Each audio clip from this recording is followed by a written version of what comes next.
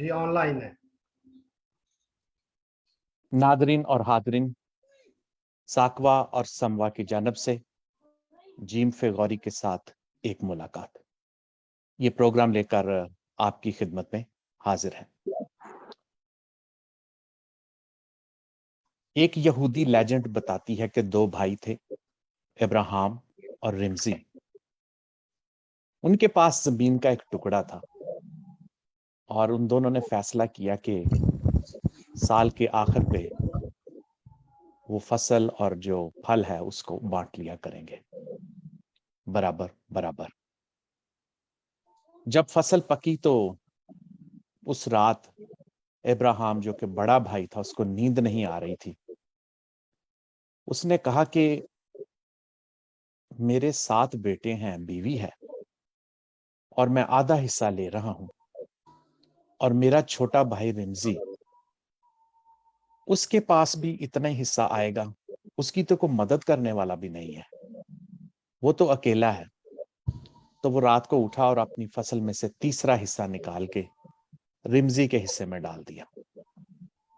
उसी रात रिमजी भी बहुत परेशान था कि मैं तो अकेला हूं, मेरी तो इतनी जरूरियात भी नहीं है, लेकिन मेरा भाई इब्राहिम, उसके 7 बेटे हैं, बीवी है, बहुत जरूरतें हैं। ये क्या कर दिया मैंने आधा हिस्सा ले लिया। वो भी रात को उठा और उसने अपने हिस्से में से तीसरा हिस्सा निकाला और इब्राहिम के हिस्से में रख दिया। अगली सुबह जब वो दोनों खेतों पर काम करने गए तो वो बड़े हैरान हुए कि ये क्या, ये तो बिल्कुल बराबर बराबर लग रहा है। जो कार्रवाई हमने रात को डाली थी वो ये क्या हो गया। खैर, अगली रात फिर दोबारा उन्होंने वही काम करने की कोशिश की जो उन्होंने पिछली रात किया था, लेकिन इस बार जब वो अपना हिस्सा दूसरे के हिस्से में रख रहे थे तो दोनों ने एक दूसरे को देख लिया। दोनों भाई एक दूसरे के गले लगे और बेतहाशा रोए। कोई लफ्ज अदा नहीं कर सके क्योंकि मोहब्बत गालिब आ गई थी। जी दोस्तों, मोहब्बत जो है, इट रिक्वायर्स एक्शन।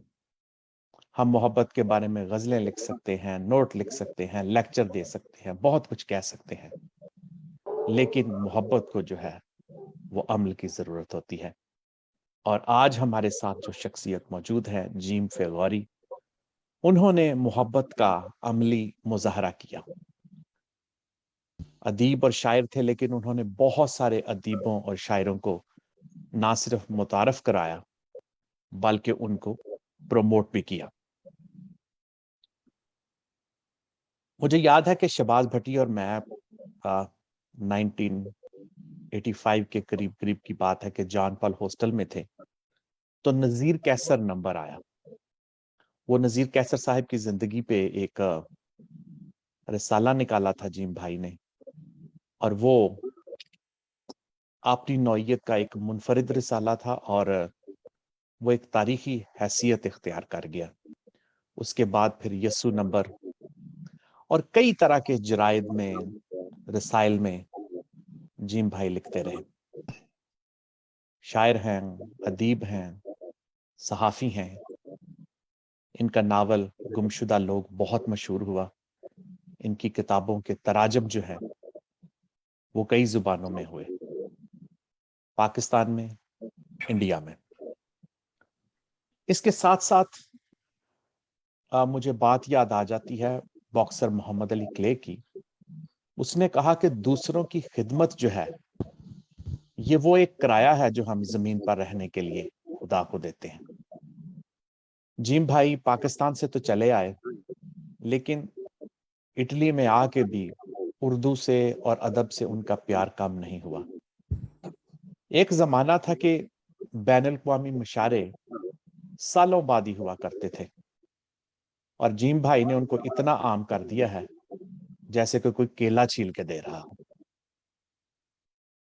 तो हर वक्त काम में रहते हैं, बहुत सारी किताबों पे तबसरे करते हैं, हिंदुओं, मुसलमानों, सिखों, क्रिश्चियनों सबके साथ राब्ते में रहते हैं। मोहब्बत की, इत्तेहाद की एक इलामत है। मुशारों को किताबों को और बल्कि अदीबों को भी जिंदा और मुतहरक रहने में उन्होंने बहुत बड़ा किरदार अदा किया है।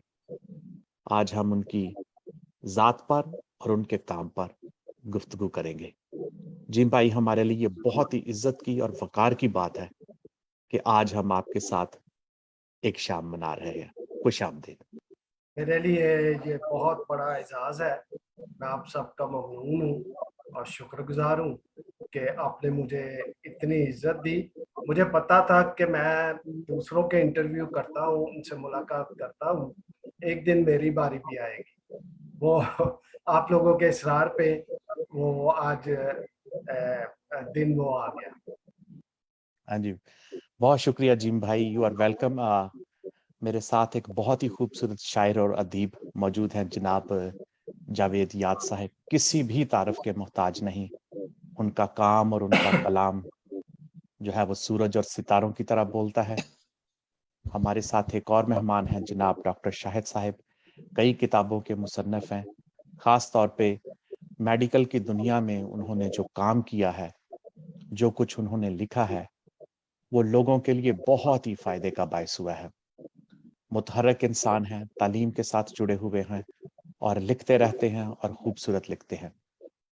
और हमारे साथ मौजूद है बहुत ही खूबसूरत शायर और दानिश्वर जनाब यूसुफ परवाज़ साहब। अ, अमेरिका में एक नज़म बहुत मशहूर है, टच ऑफ द मास्टर। ये एक गिटार के बारे में है जिसको लोग खरीदने के लिए आते हैं, लेकिन उस पे मिट्टी लगी होती है और कोई उसको खरीदता नहीं। लेकिन फिर अचानक एक शख्स आगे बढ़ता है, उसको थोड़ा साफ करके उसकी ट्यूनिंग करके वो उस पे 2 का हाथ ऐसे लगाता है कि वो उसकी आवाज़ और रंग ही टोटली बदल जाता है। तो उसकी कीमत जो है उसमें फ़ौरन जो है वो कई गुना इज़ाफ़ा हो जाता है। टच ऑफ द मास्टर इस पोएम का नाम है।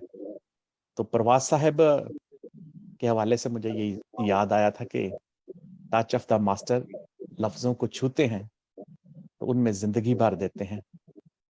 रोशनी और खुशबू आना शुरू हो जाती है। ऐसे लगता है कि कलम जो है वो रोशनाई में नहीं बल्कि रोशनी में डुबो कर लिखा है। सर, हमारे लिए बहुत इज़्ज़त की बात है कि आज आप हमारे साथ मौजूद हैं। वेलकम। बहुत बहुत शुक्रिया, शुक्रिया। बहुत शुक्रिया। मैं हाँ जी। अपने लिए एक बार फिर बहुत बड़ा एजाज समझता हूँ कि असातिज़ा जो है उनके सामने मैं बैठा हुआ हूँ। ये मेरे लिए बहुत ही एजाज की बात है। जी, जीम भाई बहुत शुक्रिया। अच्छा, मेरे साथ हैं जनाब जावेद याद साहब, तो मैं उनसे गुज़ारिश करूँगा कि प्रोग्राम को आगे बढ़ाएँ। जावेद सर, शुरू करें बहुत प्लीज़। बहुत शुक्रिया आसिम खन्ना साहब। मुझे भी ये बड़े मेरे लिए एजाज़ की बात है कि आज इस प्रोग्राम में मुझे कुछ बात करने और बात सुनने का मौका मिलेगा। और मेरे लिए हौसला अफ़ज़ा बात ये है कि आप जैसे लोग मेरे साथ हैं और यकीनन मेरी रहनुमाई होती रहेगी और मेरी मदद होती। सबसे बढ़कर हमें आज खुशी है, मुझे इस बात की खुशी है कि हम अ, एक ऐसे शख्स से बातें करेंगे और एक शख्स ऐसे शख्स के अंदर की बातें सुनेंगे जो कि लिखता है तो दूसरों के लिए, सोचता है तो दूसरों के लिए, शायरी करता है तो दूसरों के लिए, जब वो खाना खाने बैठता है तो फिर भी दूसरे लोग उसके ज़हन में होते हैं। मेरी मुराद है जनाबे जीम ए गौरी साहब से, जो कि एक मुद्दत से अपना ये जो किरदार है वो दूसरों तक में बाँट रहे हैं, फैला रहे हैं। और ना सिर्फ मुझ जैसे लोग बल्कि बहुत से लोग उनकी इस आदत से और उनके इस किरदार से मुस्तफ़ैज़ हो रहे हैं। गौरी साहब, हम आपको खुशामदीद कहते हैं साकवा समा के इस प्रोग्राम में। और آج ہم چاہیں گے کہ بہت سی ایسی باتیں آپ سے سنیں جو کہ ابھی تک سامنے نہیں ہیں۔ میں سب سے پہلے آپ سے یہ گزارش کروں گا کہ آپ ساکوا سما کے جو ناظرین ہیں ان کو ذرا یہ بتائیں کہ آپ کا اصل نام کیا ہے اور ادبی نام کیا ہے۔ جی ضرور، بہت شکریہ جوید صاحب، کھنہ صاحب اور ڈاکٹر شاہد اور یوسف پرواز صاحب اور کیسر صاحب ابھی آن لائن نہیں ہوئے۔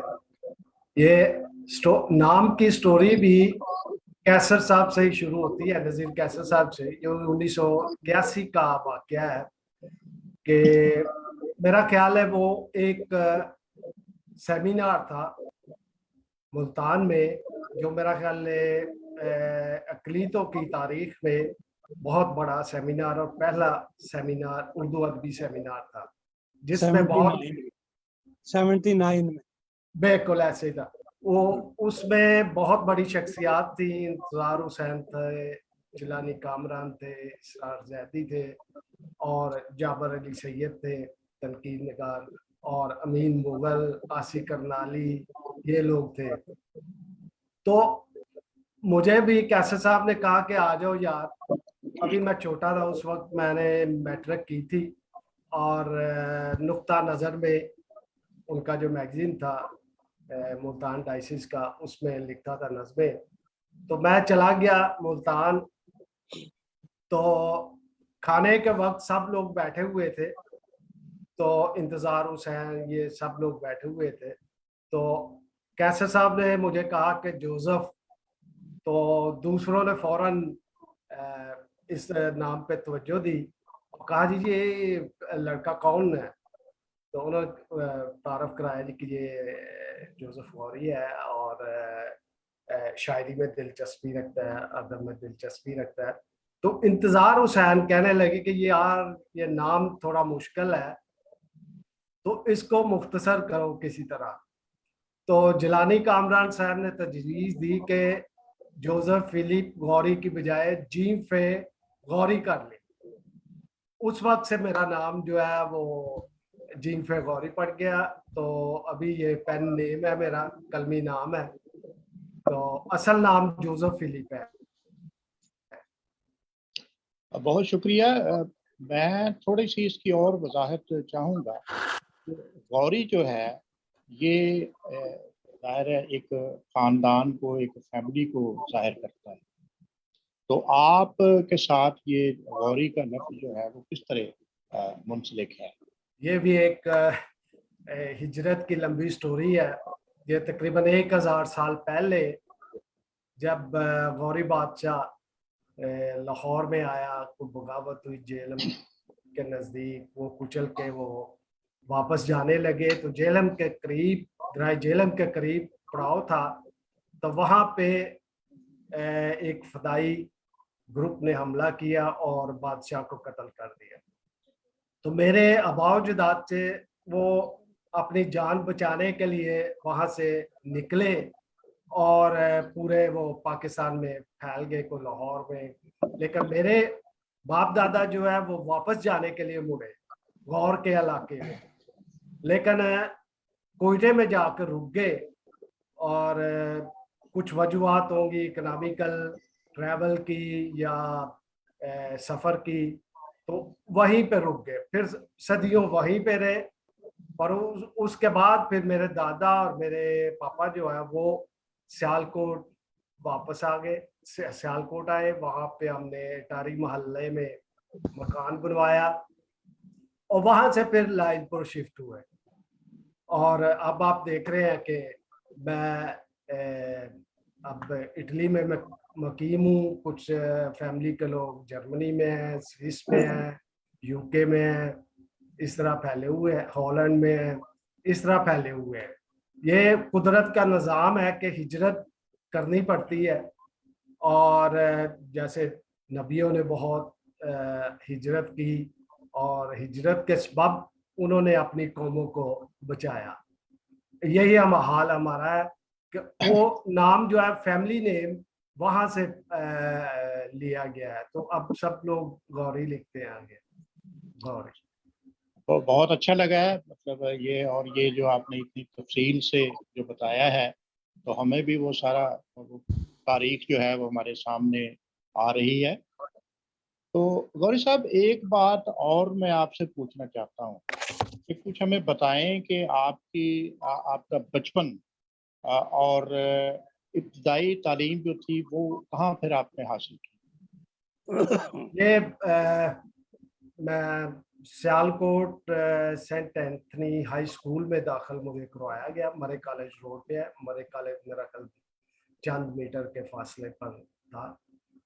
तो वहां जब मैं दूसरी क्लास में था तो 65 की जंग शुरू हो गई। वो वहां से निकलने का सबब ये बना कि साथ ही मेरे हमारे मोहल्ले के मेरे वालिद के मामू रहते थे वहां पे। इंडियन तोपखाने की बमबारी की वजह से उनके घर पे बम पड़ा और वो पांच पांच लोग शहीद हुए, मारे अच्छा। गए। तो मेरे पापा ने फिर फैसला किया कि हम लोग यहाँ से निकले, क्योंकि इंडियन हो सकता है कि फौज जो है वो सियालकोट के शहर में दाखिल हो जाए। तो वहां से हम निकले, ट्रेन का सफर किया बड़ी मुश्किल से, और लाइलपुर पहुंचे हम। लाइलपुर आ गए हम, फिर वहीं पे रहे, वहीं पे शादी हुई, वहीं पे सियालकोट के सेंट एंथनी हाई स्कूल से दूसरी क्लास, फिर क्रिस्टल टाउन फैसलाबाद, जो अब फैसलाबाद है, जी। वहां के सेंट एंथनी हाई स्कूल से प्राइमरी की, और प्राइमरी के बाद गोजरा के सेंट एल्बर्ट हाई स्कूल में मैट्रिक की, फातिमा बोर्डिंग हाउस में रहते हुए। और वहीं पे मैं बोर्डिंग मास्टर भी बना, लेकिन थोड़े अरसे अच्छा। के बाद वो हाँ, हाँ। मेरा कल 2 साल बाद शादी हो गई, तो फिर मैं दोबारा फैसलाबाद आ गया। वहाँ पे मुख्तलिफ कारोबार किए, एक पेशा नहीं किया। कभी प्रिंटिंग प्रेस खोला, ट्रांसपोर्ट का किया, बुक स्टोर का किया, और बहुत से काम छोटे छोटे किए, लेकिन कामयाब नहीं हो सका। उसकी वजह आप जानते हैं कि एक अक़लियत का मेंबर बिजनेस में बहुत कम कामयाब होता है। जी। बहुत बहुत शुक्रिया। वैसे मैंने आपसे सिर्फ बचपन और इब्तदाई तालीम के बारे में पूछा था।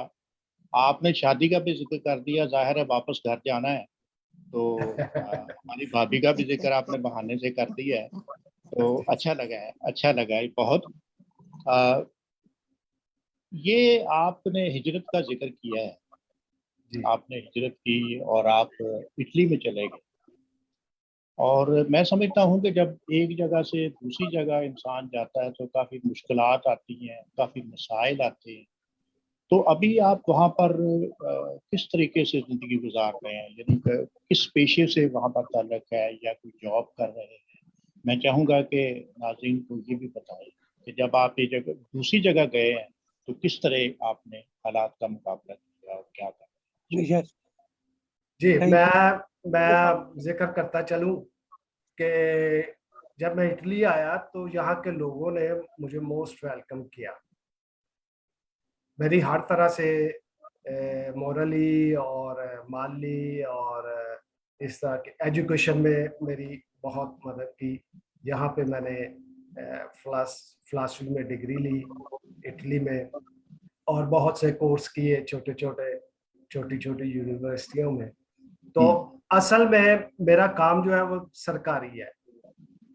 उसमें सरकारी यहाँ पाकिस्तान में आप समझ ले म्यूनिसिपल कमेटी, जी जी। वहां पे एक शुबा है एडवर्टाइजिंग का।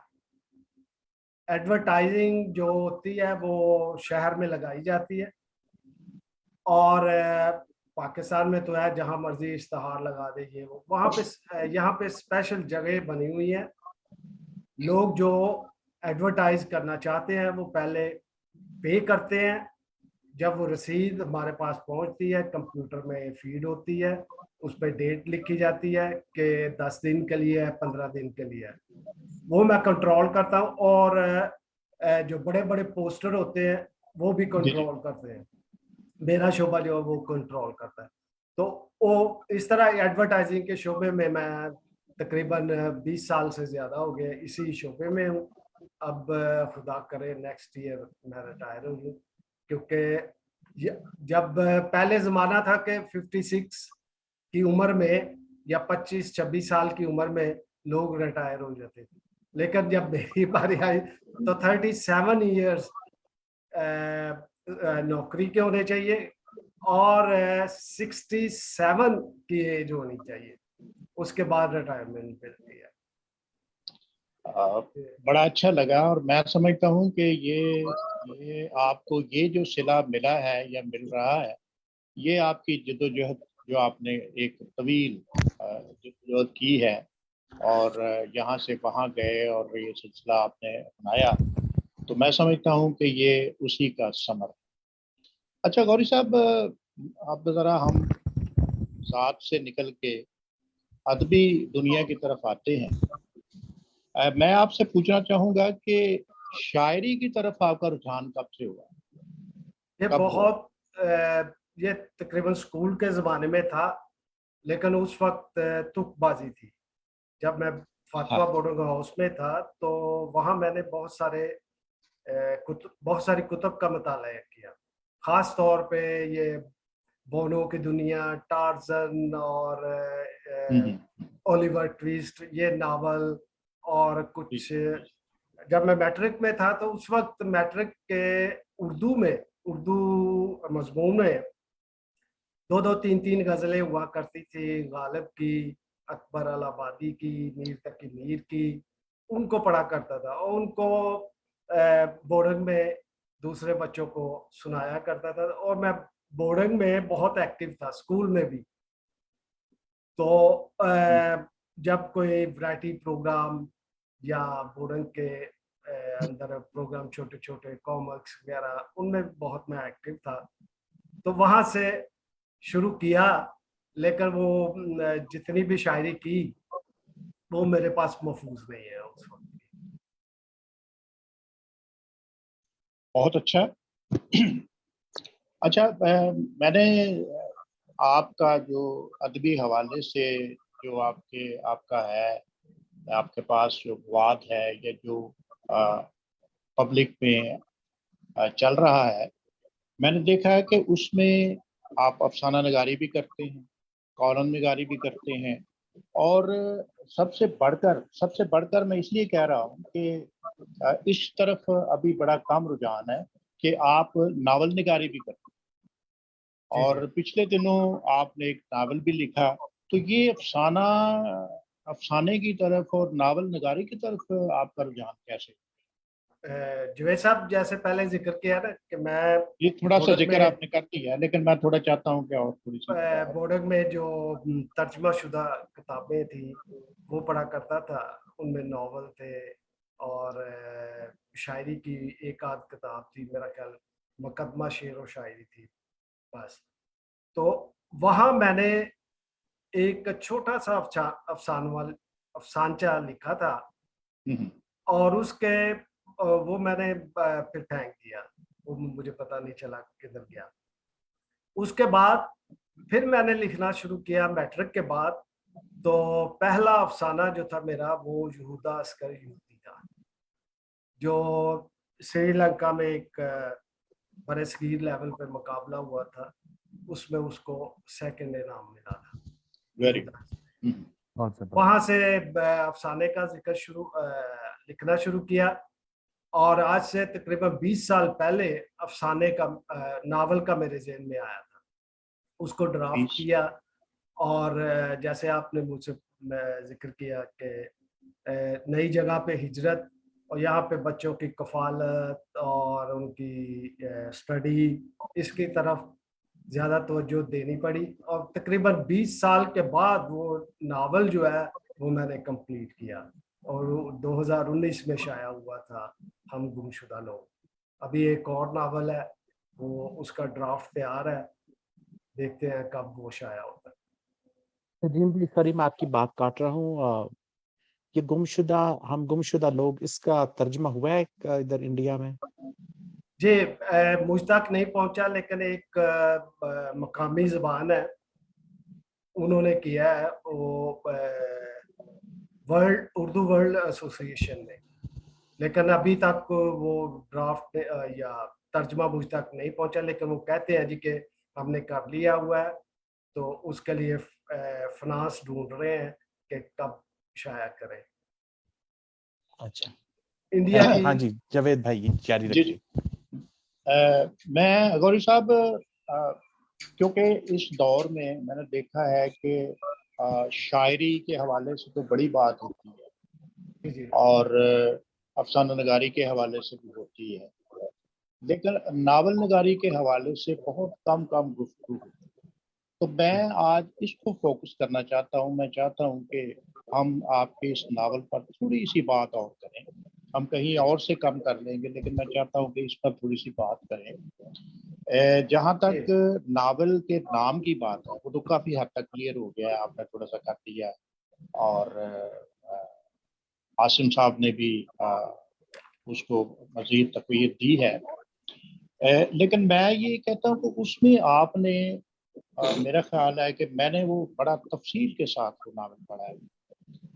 اس میں میرا خیال کم از کم بھی 25-30 کریکٹر جو ہیں آپ نے اس میں شامل کیا، اور ایک ایک جو کردار ہے جو آپ نے وہاں اس میں دیا ہے وہ ایسے ہے جیسے کہ ایک مالا پروئی جاتی ہے، ایک ایک موتی ڈال کے مالا پروئی جاتی ہے. تو یہ اتنے کردار کس طرح آپ نے سنبھالے اور کس طرح انہیں ترتیب کے ساتھ آپ نے اس میں شامل کیا؟ یقیناً اس وقت آپ کے پاس فراغت ہوگی یا آپ کے ذہن پر یہ نقش ہوتے گئے اور آپ نے اس کو ناول میں لائے. یہ تھوڑی اس کی وضاحت کریں گے کیونکہ یہ میرے لیے نہیں اور لوگوں کے لیے دلچسپی کا باعث ہوگی، کیونکہ ناول نگاری میں سمجھتا ہوں کہ بہت زیادہ مشکل یہ سن جس کو آپ نے. جی میں اس کے بارے یہی کہوں گا کہ جب میں اپنے پیدا ہونے کی سٹوری سنتا ہوں کہ رات کے 12:10-15 25 دسمبر کو میں پیدا ہوا، تو سب لوگ جو تھے وہ ماس کے لیے گئے ہوئے تھے، ہولی ماس کے لیے، کرسمس کے لیے. تو وہ ساری چیزیں جو میں اپنے دادا سے سنی، اپنے والد سے سنی، وہ بچپن کی میں نے بیان کی. پھر جب سیالکوٹ سے جنگ زدہ علاقے سے ہم نکلے تو وہ جنگ کا جو دھماکے اور توپ خانہ اور اوپر ہتھیاروں کی ایک دوسرے پر شیلنگ، وہ بھی میرے ذہن میں ابھی تک نقش ہے. لیکن ان سب چیزوں پہ ایک چیز جو مجھ پہ طاری ہوئی جو اب تک ہے، وہ خوف ہے، جنگ کا خوف. وہ ابھی تک میرے ذہن سے نہیں نکلا کہ کبھی کبھی جب بہت زیادہ شور یا کوئی آتش بازی کا پٹاخہ بہت زور سے پھوٹتا ہے تو میں ڈر جاتا ہوں. وہ وہاں سے شروع ہوا، پھر کیسے ٹرین کا سفر کیا، پھر میری زندگی میں جو کریکٹر آتے گئے ان کو میں کرافٹ کرتا گیا، ڈرافٹ کیا پہلے، ان کو کرافٹ کرتا گیا، کون سا کریکٹر میرے پاس زیادہ تھا، کیسے میں سیالکوٹ میں اسکول میرے ساتھ لڑکی بیٹھتی تھی، وہ کیسے اس سے باتیں ہوئی، پھر کبھی نہ ملی، اس کو لے کے میں آگے چلتا گیا اور اس کو لے کے میں یورپ تک آیا ہوں. جو کریکٹر مجھے ملتے گئے ان کو میں بیان کرتا گیا ہوں. مطلب میں نے کوشش کی ہے کہ کس طرح ہم لوگ اپنا وطن چھوڑتے ہیں، ہجرت کرتے ہیں، اور ہجرت کا دکھ جو ہے وہ ساتھ ساتھ لے کے پھرتے ہیں، اور جنگ و جدل کا خوف جو ہے وہ ساتھ ساتھ لے کے پھرتے ہیں. اب تو کھنہ صاحب جانتے ہیں جدید اصلاح کے تجزیے نگار بھی ہیں، اور زیادہ خوف بڑھ گیا. لیکن یہ کہانی اسی طرح چلی اور آخر تک، کیونکہ ناول کا بیس جو ہے وہ کہانی ہوتی ہے، اس میں کریکٹر ہوتے ہیں، بیس تو پلاٹ ہوتی ہے لیکن یہ پلاٹ میں جو تعمیر ہوتی ہے یہ چلتی جاتی ہے کہ یہ کچن ہے، یہ سیڑھی ہے، یہ باہر سڑک ہے، وہ چلتی گئی میں اسی طرح اس کو لکھتا گیا. اور اس میں نے کوئی چیز، کوئی ادبیت زیادہ شامل نہیں کی، کوئی مشکل لفظ شامل نہیں کیے، کوئی فلسفہ شامل نہیں کیا. سیدھی سیدھی وہ کہانی جو ہے ناول کے ساتھ میں نے بیان کر دی. اور یورپ میں ہم کیسے آتے ہیں یہ بھی بیان کیا ہے. جی اور جی کچھ جی لوگ جی تو مجبوراً آتے ہیں، ہجرت کرتے ہیں، لیکن کچھ لوگ صرف اپنی معاشیت کو درست کرنے کے لیے، اپنے مالی حالات کو درست کرنے کے لیے، یا پھر اپنے نظریات کے حوالے سے جو موجودہ حکومت یا میجورٹی کے ساتھ کے ہوتے ہیں ان سے اختلاف کرتے ہوئے نکلتے ہیں باہر. یہ ساری چیزیں یہاں پہ میں اس ناول میں نے بیان کر دی ہے. اب اگلا ناول جو ہے اس سے بھی بہتر ہے، کو اور زیادہ اس میں شامل میں چیزیں کروں.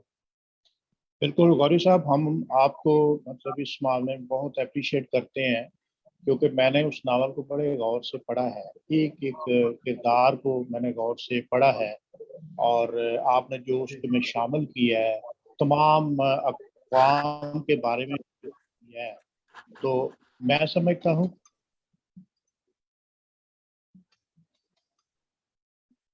جی جی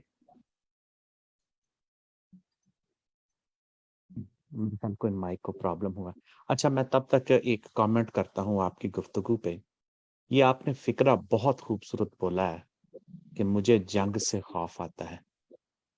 خوف جو ہے وہ مجھے کسی بھی صورتحال میں پسند نہیں ہے، لیکن کاش کہ یہ خوف جو ہے نا، جنگ کا خوف، یہ بہت سارے لوگوں کو، خاص طور پہ یہ جو بڑی بڑی کرسیوں پہ بیٹھے ہوئے ہیں یوسف نا، صاحب ابھی پروگرام چل رہا ہے، پلیز مجھے کال نہ کریں.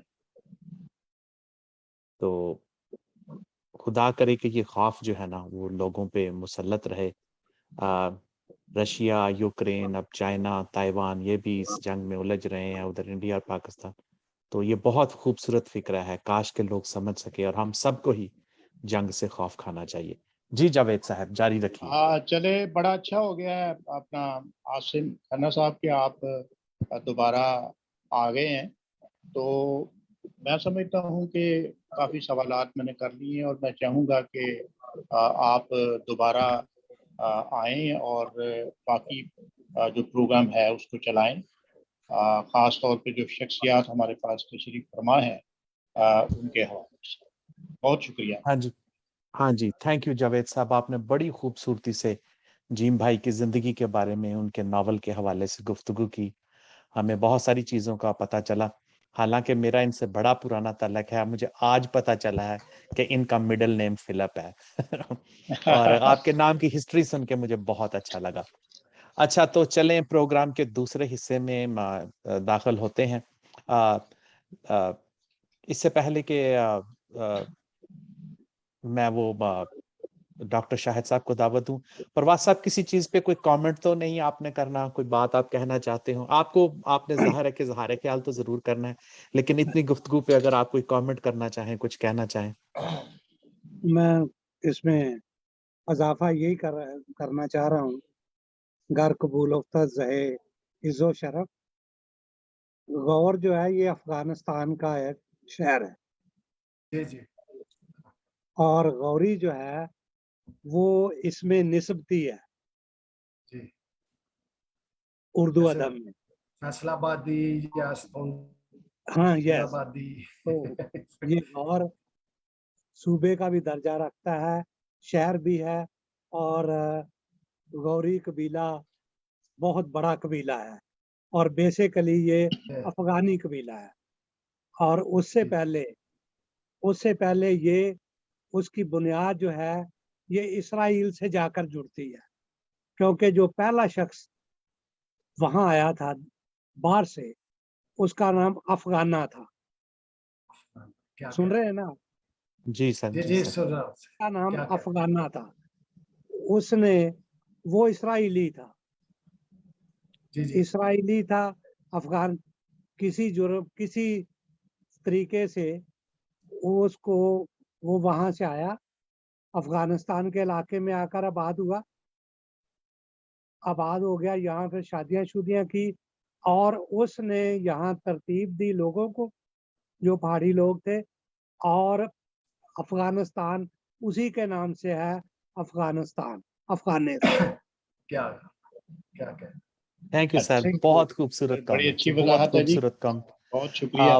बल्कि तारीख नवीस कहते हैं कि जो अफगानिस्तानी लोग हैं, खास तौर पे हमारे पठान जो है वो पश्तो बोलते हैं, ये इसराइल के ही एक कबीले से हैं, क्योंकि उनका रंग ढंग, अंदाज, बिजनेस माइंडेड होना, दाढ़ी रखना, वो सारा जो है वो इसराइलियों से। और जदीद मुहक्किक तो ये भी कहते हैं कि जो पश्तो के बहुत सारे अल्फाज हैं वो हिब्रू से, इब्रानी जुबान से भी मिलते हैं। प्रवास साहब बहुत बहुत शुक्रिया। हाँ जी, अभी हम प्रोग्राम के अगले हिस्से की तरफ बढ़ते हैं। हमारे साथ मौजूद हैं नौजवान अदीब और कालम नगार और बहुत सी किताबों के मुसन्नफ जनाब डॉक्टर शाहिद साहब। गौरी साहब से बहुत ज़्यादा प्यार करते हैं, बहुत एहतराम करते हैं। तो अभी वो गौरी साहब की ज़ात के हवाले से कुछ गुफ्तगू करेंगे। जनाब डॉक्टर शाहिद अदीब साहब। बहुत शुक्रिया असमुखन्ना साहब, आपने मुझे वक्त दिया कि मैं आज शाम जी फिगोरी साहब की हालात ज़िंदगी पर बातचीत थोड़ा सा कर ऊंचा सकूं। बोलिए। जी प्लीज़, बहुत शुक्रिया कि आज आपने मुझे वक्त दिया कि मैं जी फिगोरी साहब की हालात ज़िंदगी पर गुफ्तगू शनीद जो है कर सकूं। हम सब के लिए ये बहुत बड़े एजाज़ की बात है कि आज शाम हम एक ऐसी शख्सियत पर बातचीत कर रहे हैं जो किसी भी तौर की मोहताज नहीं है। सो आप सब लोग जो हैं बहुत ज़्यादा जो है सीनियर हैं, तो आप लोगों की इजाज़त से मैं उनकी फनो शख्सियत पर बात करने का शरफ हासिल करता हूँ। सो मैंने उनकी ज़िंदगी पर एक खूबसूरत मकाला लिखा है और उसका अनवान है जीन गौरी का फनो शख्सियत। और इसको बड़े गौर से सुनिएगा क्योंकि मेरी उनके साथ बड़ी मोहब्बत है, अकीदत है, इसलिए आज शाम मैं उनकी फनो शख्सियत के हवाले से बातचीत करना चाहता हूँ। मेरे लिए ये बड़े इस्तेहकाक की बात है कि मुझे जीन गौरी के फनो शख्सियत पर बात करने का मौका मिला। यकीनन किसी भी अदीब या शायर पर बात करने से पहले ज़रूरी है कि उसके फ़न और शख्सियत का गहरा मुतालिया हो, ताकि उसकी तख्लीकी और तहकीकी सलाहियतों का अज़-ए-सरनौ जायज़ा क़ल्बी और कलमी तासरात की रोशनी में बयान किया जा सके, ताकि अल्फाज की मुजस्समा साजी करते वक्त उसकी शख्सियत का अक्स वाज़े तौर पर दिखाई दे। इस हकीकत के दो बड़े फायदे होते हैं। पहला, जिसमें उसकी अदबी खिदमत का तज़किरा शामिल होता है, और दूसरा उसकी शख्सियत दूसरों के लिए मशनेरा बन जाती है। कोई भी फनकार फन महारत और तख़य्युल इस्तेमाल करते हुए खूबसूरत या बामानी चीज़ की आरज़ू करता है, ताकि देखने और पढ़ने वाले का दिल बेइख्तियार होकर उसकी तरफ ललचा जाए। वो इसकी शख्सियत का मुदा हो जाए।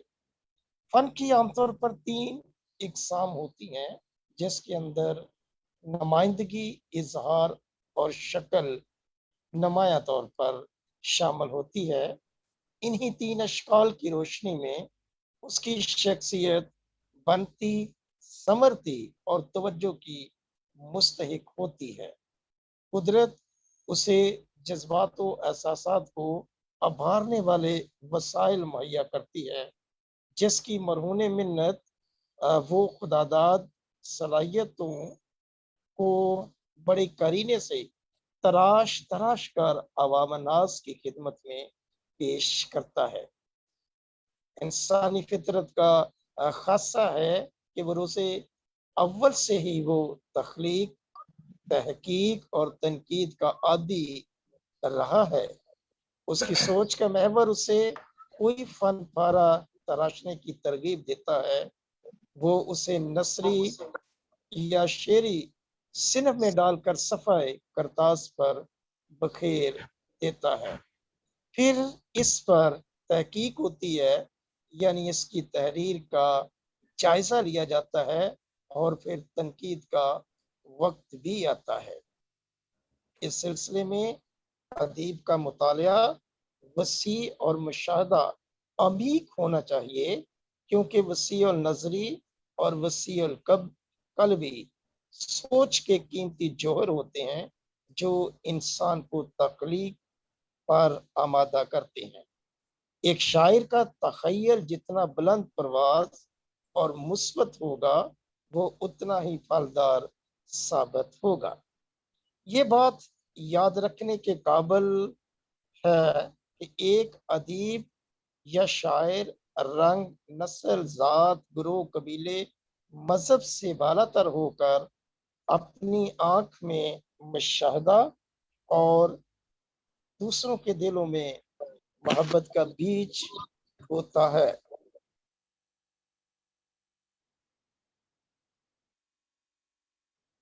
कुछ बीच में जो है कॉल आ गई थी। जब तक मट्टी को महार के हाथ में होती है, उसकी कई अशकाल बनती और बिगड़ती हैं। अलबत्ता एक मखसूस रियाजत के बाद उसकी असली शक्ल बन जाती है। इसी तरह अदब तराशने का पहला काम मुतालियाती तजस्सुस है, जिसके बगैर ना तो तख्लीक जन्म लेती है, ना तहकीक की जुस्तजू पैदा होती है और ना तनकीद का फन आता है। बिलशुबा अदब एक रियाजियाती अमल है, जिसके लिए एक अदीब को शब रोज अपना लहू चलाना पड़ता है, तब कहीं जाकर तख्लीक जन्म लेती है। अब सवाल पैदा होता है, अदब क्या है? ये एक ऐसा सवाल है जिसका आज तक कोई हतमी जवाब नहीं दे सका। ताहम मशरक़ व मगरब के तख्लीक कारों, नकादों, दानश्वरों ने अत्तल मकदूर इसका जवाब देने की कोशिश की है। अदब का अमल तख्लीकी अमल से है, जो पेचीदा और पुर इसरार अमल है। डॉक्टर अनवर सदीद के मुताबिक जितने अहले अदब हैं, शायद उतने ही अदब के नुक्ता हाय नजर मौजूद हैं, और जितने नजरिए हैं, अदब की उतनी ही तारीफें हैं। नियाज फतेहपुरी के मुताबिक अदब इंसान के बुलंद खसाइस को जाहिर करता है, और दूसरा लफ्ज तहजीब भी मौजूद है, जो जहनी शाइस्तगी और तमदनी तल्लुकात की पाकीज़गी पर मुश्तमिल है।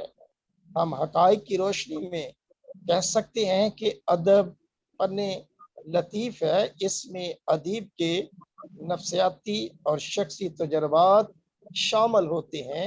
अदब में तखय्युल की कार फरमाई होती है।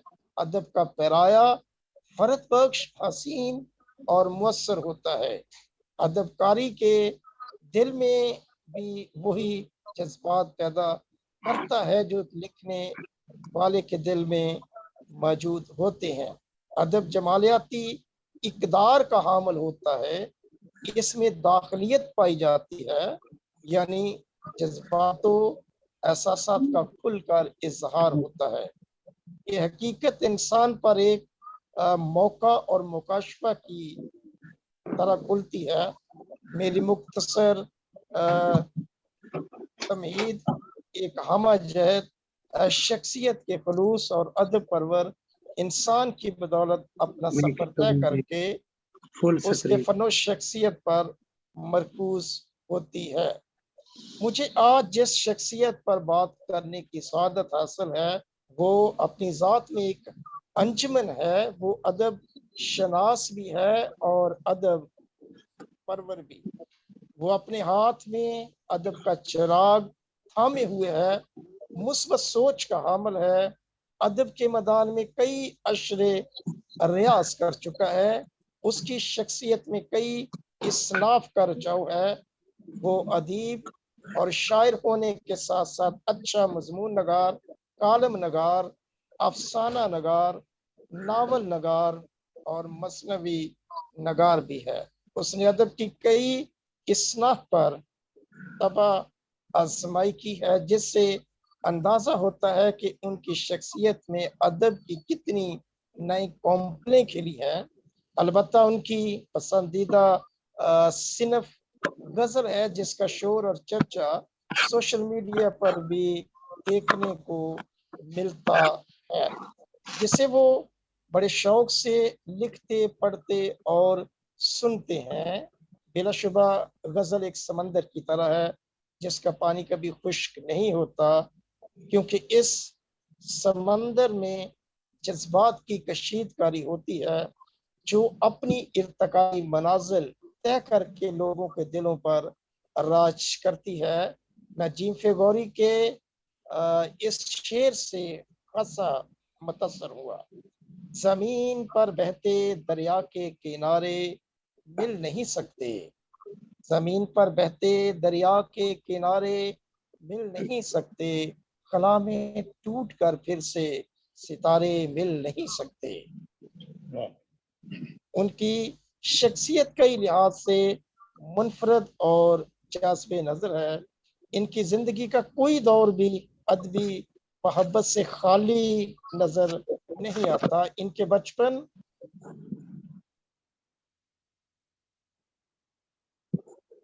यादें ताज़ा करें तो अदबी यादों का मेला नजर आता है।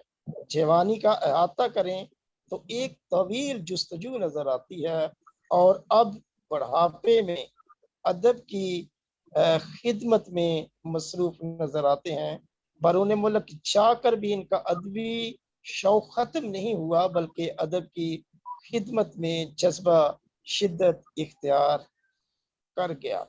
वो साकवा सामुआ के बानी होने के नाते ऑनलाइन शोरा और उदबा से मुलाकातों का इंतजाम करते हैं। कुतुब की रूनमाई और पजीराई इनके मंशूर का अहम हिस्सा है। वो मिलनसारी और मेहरबानी में पुख्ता शौर के मालिक हैं। मैं उनकी शख्सियत के लिए मार्क ट्वेन की एक मिसल पेश करता हूँ। मेहरबानी ऐसी जबान है जिसे बहरे सुन सकते हैं और अंधे पढ़ सकते हैं। इसी तरह खलील जबरान का एक जबरदस्त कौल है, अना का मजबूत तरीन खोल मोहब्बत तोड़ती है। इनके तलकात और रवाबत का हदूद अरबा मशरक हो या मगरब जो हमें कसरत से जुड़ा हुआ मिलता है। वो अच्छे कारी भी हैं और किताब दोस्त भी। उनके पास बसारत का एक ऐसा चिराग है जिसकी मदद से वह दुनिया में किसी कोने में बैठे हुए अदीब और शायर को तलाश कर लेते हैं। मैं उनकी शख्सियत पर हेलन किलर का एक कौल पेश करता हूँ। दुनिया की बेहतरीन और खूबसूरत तरीन चीजों को देखा या छुआ नहीं जा सकता, उन्हें सिर्फ आपका दिल महसूस करता है। ऐसी सआदत जीन फेगोरी को हासिल है जो अदब परवरी के लिए उदबा और शोरा के लिए ऐसे प्रोग्राम मुनक्कद करते हैं ताकि उनका फन शख्सियत किसी एक मखसूस खित्ते या इलाके की मलकियत ना रहे, बल्कि वो आलमगीर बन जाए। इस जज्बे को जला देने के लिए उन्होंने सोशल मीडिया का भरपूर इस्तेमाल किया है। खास तौर पर कोरोना के अयाम से लेकर अब तक वो जारी और सारी है। मैं उनकी अदबी खिदमात पर चंद सतूर मंजूर नजर के लिए पेश करता हूँ। वो शेरी और नसरी अदब में किसी तौरफ के मोहताज नहीं है। वो शेरी और नसरी अदब की मतवाजन खिदमत करते नजर आते हैं। हालिया दिनों में उन्होंने मेरी किताब गोहर अफशा पर फनी और जमालियाती तजिया लिखा, जिसने मुझे बेहद मुतासर किया। मुझे गूना गू उनकी नसरी खूबियों से शनासाई और आगाही मिली। इनकी सारी जिंदगी अदब के खिदमत में गुजरी। वो तकरीबन 14 किताबों के मुसन्नफ हैं। उनके नाम मदरजा झैल हैं। नंबर 1 सितारा नदी और मैं, ये 2016 में उनका शेरी मजमूआ शाया हुआ। इसके बाद नंबर 2 हाथ पर दिया रखना 2008 में, ये भी उनका शेरी मजमूआ। नंबर 3 नदी में उतरता सितारा 2012 के अंदर जो है ये इनका शेरी मजमूआ शाया होता है। नंबर 4 ख्वाब की कश्ती पर 2011 के अंदर माये इनके शाया हुए। इस तरह नंबर 5 नई रुत के गीत 1986 में उनके शाया हुए। लरेब 1981 में अफसानवी मजमुआ शाया हुआ। शतरंज, लड़की और फालतू चीज 2011 में ये उनका अफसानवी मजमुआ था। नंबर 8 मसीही मुस्लिम राब्ता वक्त की अहम जरूरत 1994 के अंदर उनके मज़ामीन शाया हुए। नंबर 9 पर बच्चों की बाइबल 1988 में। इस तरह नंबर 10 यसु नंबर, ग्रीफन जॉन शर नंबर, नजीर कैसर नंबर, ये उनका अरसा 1981 से 84 तक जाता है। 11वीं किताब उनकी हम गुमशुदा लोग, जो कि 2019 को उनका नावल, जिस पर अभी कुछ गुफ्त शनीद भी हुई है। नंबर 12 मोहब्बत में तमाम हुआ, ये उनकी जो है शायरी की किताब है। नंबर 13 दीवाने जीम फेगोरी और नंबर 14 बरगजीदा हसीन लोग। मशहूर ड्रामा नगार, फलसफी और शायर शेक्सपियर विलियम ने एक बात कही थी, दुनिया में कुछ लोग अजीम पैदा होते हैं, कुछ पर अजमत लाद दी जाती है और कुछ लोग मेहनत से अजमत हासिल करते हैं। मैं समझता हूँ एक अदीब को शोहरत एक दिन, एक महीने या एक साल से नहीं मिलती, बल्कि उसे लोगों के दिलों में जिंदा रहने के लिए और तारीख के औराक में जिंदा रहने के लिए कई अशरे दरकार होते हैं, जो उसकी फन और शख्सियत को चार चांद लगाते हैं। तब कहीं जाकर उसे अदब की पुरकार गमाने का फन आता है। अदब के फन में न जाने जीम फेगोरी ने कितने साल का चिल्ला काटा है। अगर कोई इस हकीकत को समझना चाहे तो समझ ले कि 40 का अदद आजमाइश पर पूरा उतरता है, जिसके असबात अहद अतीक में मिलते हैं। आखिर में मैं उनकी एक गजल आपके सामने पेश करने की इजाजत चाहूंगा। जुदा जिंदगी से सलीका हुआ है, फना में कहीं गुम सहीफा हुआ है, अंधेरे की खातर उजालों से हमने मोहब्बत की तो ये नतीजा हुआ है। अजब शहर अशोक की दुश्मनी में मोहब्बत का पहला करिश्मा हुआ है। मोहब्बत ने हैरत से अंबर पे देखा, सितारों का शब में तमाशा हुआ है। कहा मेरे गालिब ने मैं कार से है, तेरा भी मुकर्रर वजीफा हुआ है। मैं इस अहद में हूँ कि जिस अजनबी के हुमा सर पे बैठा खलीफा हुआ है। बहुत जीम रोया बिखर कर हवा में, बहुत जीम रोया बिखर कर हवा में, कि वो दश्त में पर शिकस्ता हुआ है। मेरी तरफ से सब दोस्तों को, अपने सुनने वालों को, समाइन को, नाजरीन को आज की शाम जीम फेगोरी की फन और शख्सियत पर खूबसूरत प्रोग्राम मरतब करने पर दिली मुबारकबाद कबूल कीजिए। Thank you very much sir. शुक्रिया। बहुत बहुत शुक्रिया डॉक्टर साहब, आपने बड़ी डिटेल के साथ और बड़ी मोहब्बत के साथ जीम भाई की जिंदगी, उनके तहरीरी फलसफे पर गुफ्तो शनीद की। बहुत बहुत शुक्रिया। Thank you so much. प्रवास साहब, आप नजर नहीं आ रहे, चलें देखो तब आप, तक मैं, हाँ जी सर, तस्वीर नहीं आपकी आ रही। अच्छा नजरों से ओझल हो गया। अच्छा चलें, जब मतलब तक आप कैमरा ठीक करते हैं, मुझे एक बात याद आ गई है। सुनाए आ, आप। जावेद भाई नावल के हवाले से बहुत अच्छे उन्होंने कमेंट्स दिए।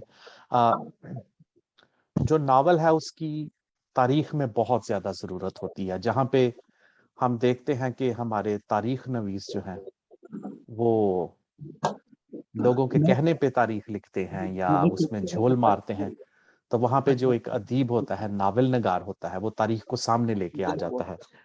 इसकी बहुत बड़ी मिसाल वो मिलती है जब ब्रिटिश यहाँ से गए हैं जंग अजीम दोम के बाद।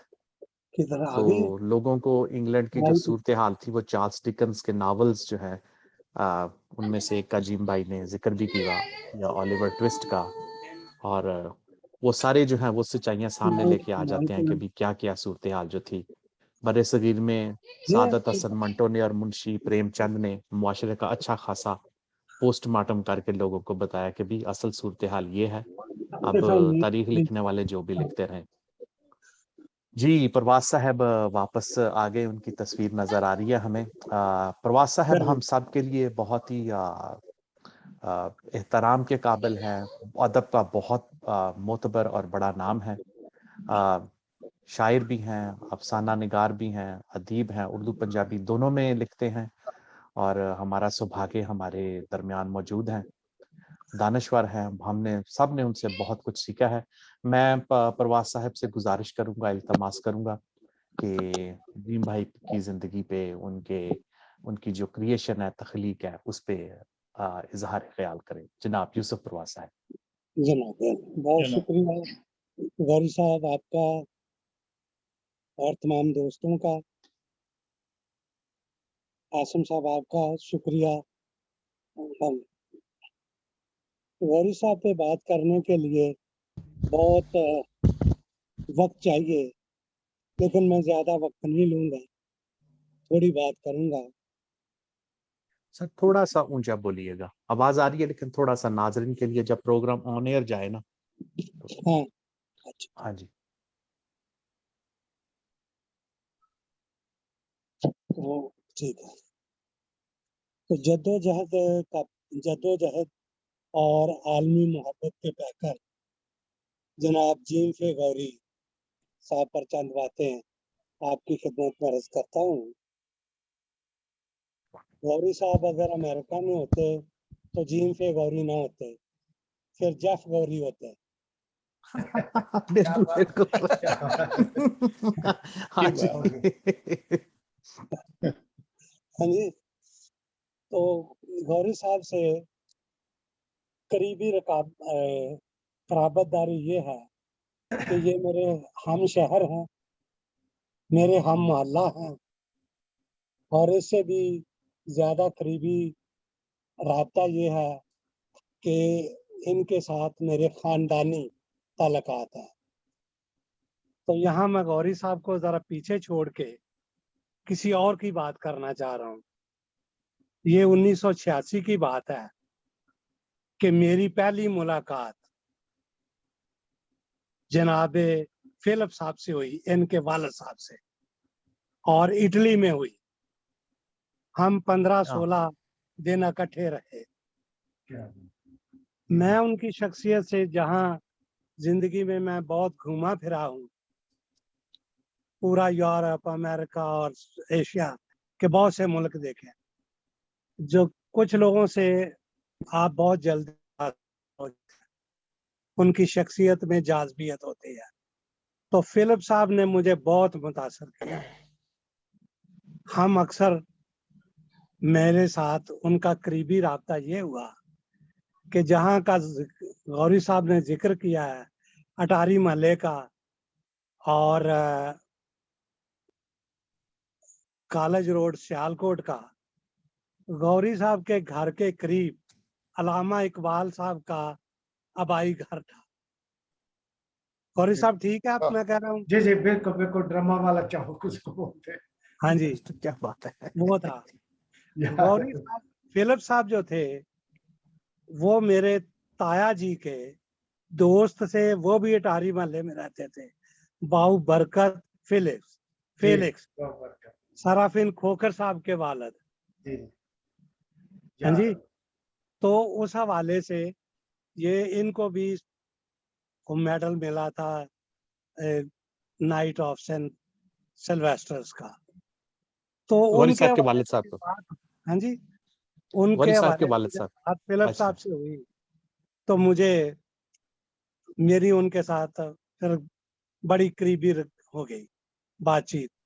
फिर हम बाद में भी उनके साथ मिलता रहा, अगरचे कम मुलाकात रही, लेकिन बड़े भरपूर शख्सियत वाले बंदे थे और बड़े बाइलम थे। तो वहां से मुझे अंदाजा होता है, मैंने बाद में अंदाजा लगाया कि कैसे गौरी साहब के अंदर ये अदब और तहजीब और मोहब्बत आई है। दूसरा उसका मुझे एक एक रिफ्लेक्शन मिला रेवरेंड फादर जिक्रिया गौरी से। उनकी किताब का मैंने दिबाचा भी लिखा था, बेहतरीन। आज भी कभी कभी मैं सोचता हूँ उनकी जो नज़मों के मज़ामीन थे वो आज भी मुझे काफ़ी याद आते हैं। ये हम बहुत कैसी पुरानी से 25-30 साल किताब पुरानी बात है ये है। जी जी तो खानदानी तौर अब गौरी साहब की खुशकिस्मती देखें कि इनकी जहाँ शादी हुई, इनकी बेगम जो है वो मेरे हाथों में खेली हैं, यानी हमने वो मेरे हाथों में पली बड़ी थी। और ये मेरे करीबी अजीजदार भी हैं, अजीज भी हैं। और इनको ये माहौल, वो मैं खानदान का इसलिए जिक्र करना चाह रहा हूँ कि जिस खानदान में इनकी शादी हुई थी वहाँ 2-3 बड़ी शख्सियात थी। Doctor John Joseph, doctor bishop John Joseph साहब मरहूम बल्कि शहीद, और उसके उनके अलावा जनाब लाजरस ताब साहब खूबसूरत लिखते थे, बहुत अच्छे शायर थे, क्लासिकल पोएट थे।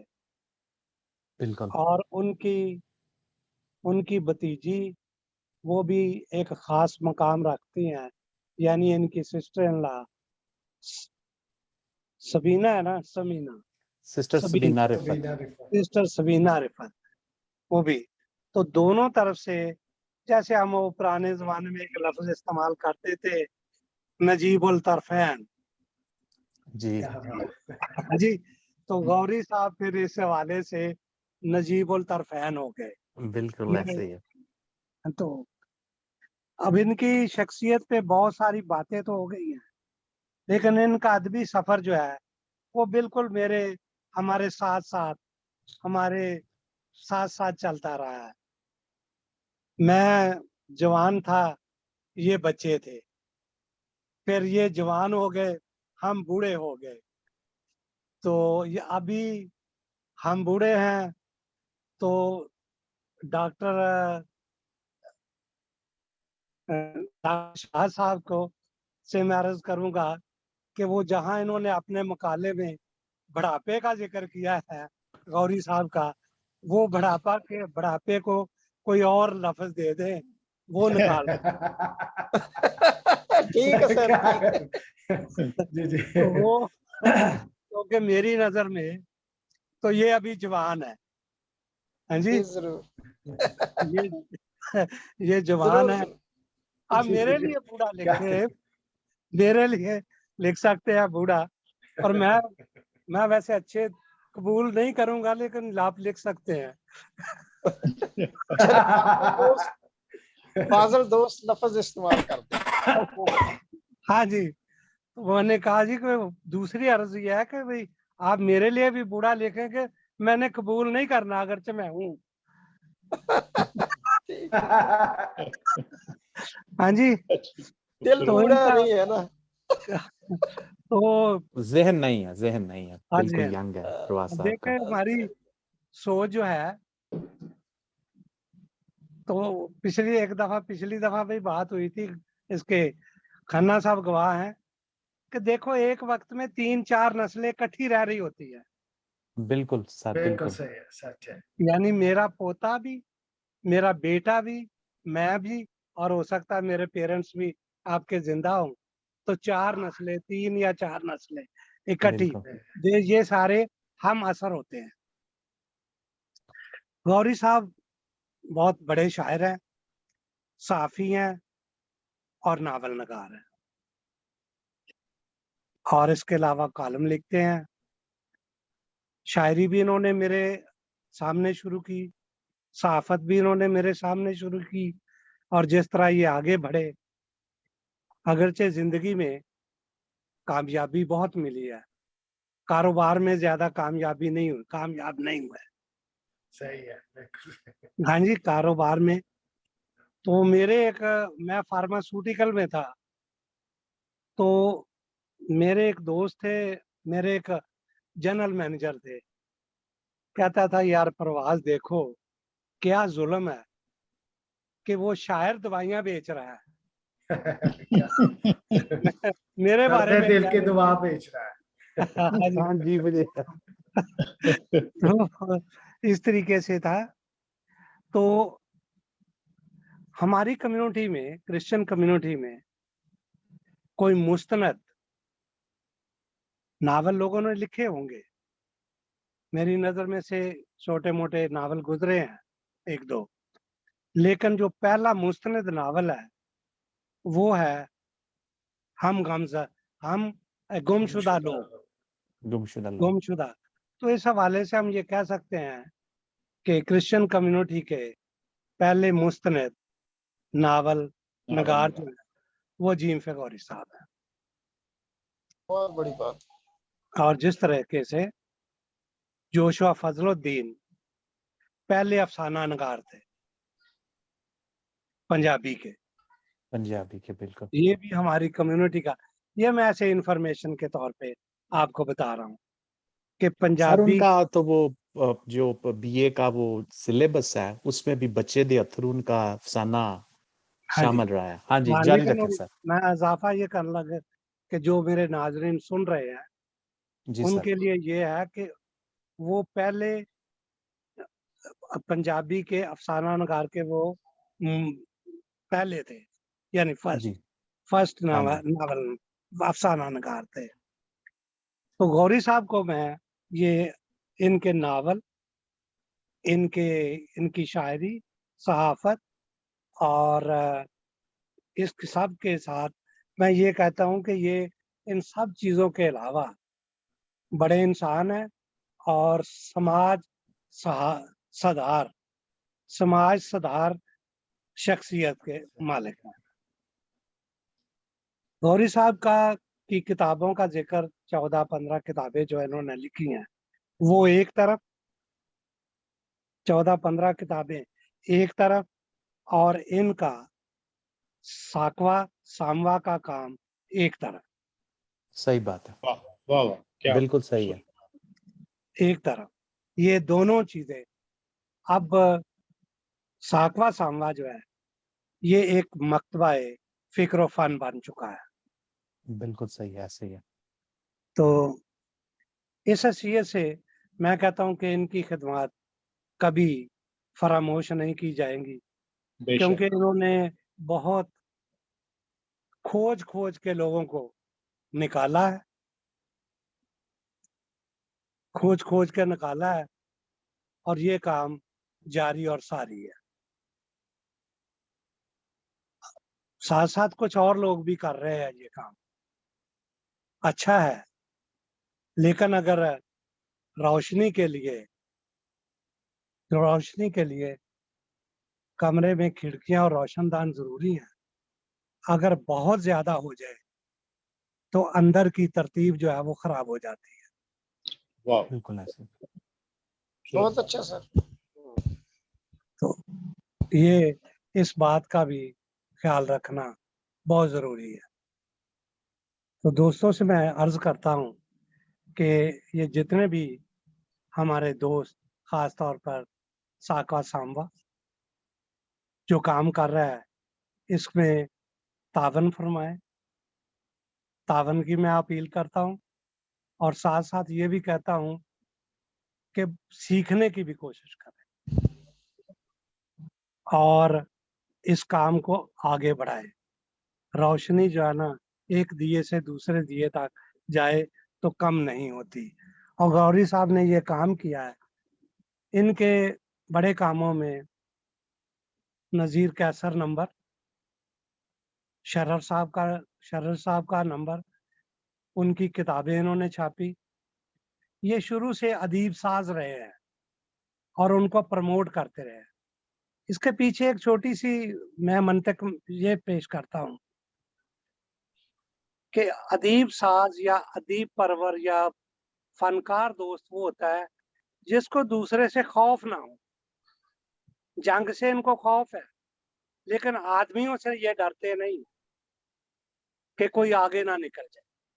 वो कहते हैं निकलो, हाँ, क्या बात, क्या बात। हाँ, निकलो आप, मैं मंजिल नहीं, मैं आ जाऊंगा, आप जाओ, आप आगे बढ़ो। क्या बात है।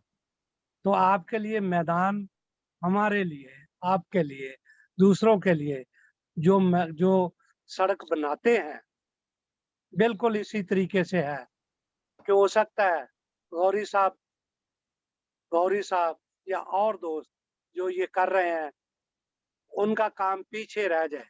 जैसे यूहन्ना ने मसीह का रास्ता बनाया था तो यूहन्ना का काम पीछे रह गया और मसीह का काम आगे चला। Amen. तो Yep. साकवा सामवा पे दोबारा आता हूँ। तो ये साकवा सामवा की खिदमत नाकाबिले फरामोश हैं और नाकाबिले फरामोश रहेंगी। रहेंगी। अदीबों को इकट्ठा करना कोई आसान काम नहीं होता और इस दौर में जहां आप शहर शहर से लोगों को इकट्ठा करते हैं, राब्ता करते हैं, पैसे लगाते हैं, वक्त लगाते हैं और उनकी बातें सुनते हैं और अपने इल्म में, अदब में, ये इल्म और अदब की बहुत बड़ी खिदमत है। गौरी साहब ने ना सिर्फ उर्दू में लिखा है, इन्होंने पंजाबी में भी खूबसूरत लिखा है और लिख रहे हैं, जिससे बहुत सारे लोग इस्तेफादा करते हैं। तसानीफ का जिक्र हो चुका है और मैं एक बात जो मैं भी महसूस करता हूँ कि विदेश में यानी परदेश में, अपने मुल्क से बाहर, जहाँ की ये जुबान नहीं है जिसमें हम लिख रहे हैं, ना उर्दू यहाँ की जुबान है, ना पंजाबी यहाँ की जुबान है, लेकिन हम अपनी जुबानों की खिदमत कर रहे हैं दूसरे मुल्कों में बैठ के। और ये बहुत बड़ा काम है कि हमने उर्दू का, पंजाबी का दीप किस अंधेरे में जलाया हुआ है। तो रोशनी फैल रही है साकवा के सामवा की मदद से, गौरी साहब की मदद से और उन तमाम दोस्तों के तावन से जो इसमें हिस्सा लेते हैं और तावन का हाथ बढ़ाते हैं। एक मुशायरे में मैंने गौरी साहब से ये कहा था कि ये काम बहुत बड़ा है, तो इसमें हमारी भी खिदमत लें। ख़ास तौर पर ये फाइनेंशियल जो मदद है वो किसी न किसी तरीके से इन तंजीमों को मिलनी चाहिए। मैं तमाम दोस्तों से गुजारिश करता हूँ कि ये जो तंजीमें उर्दू की, पंजाबी की, अदब की खिदमत कर रही हैं, इनको माली मदद की बहुत ज़रूरत होती है। ये कोई ऐसा तरीका बनाया जाए कि इनकी माली मदद भी की जाए। इसके साथ ही गौरी साहब का मैं दोबारा शुक्रिया अदा करता हूँ कि उन्होंने मुझे मौका दिया कि मैं उनके बारे में चंद बातें कर सकूं।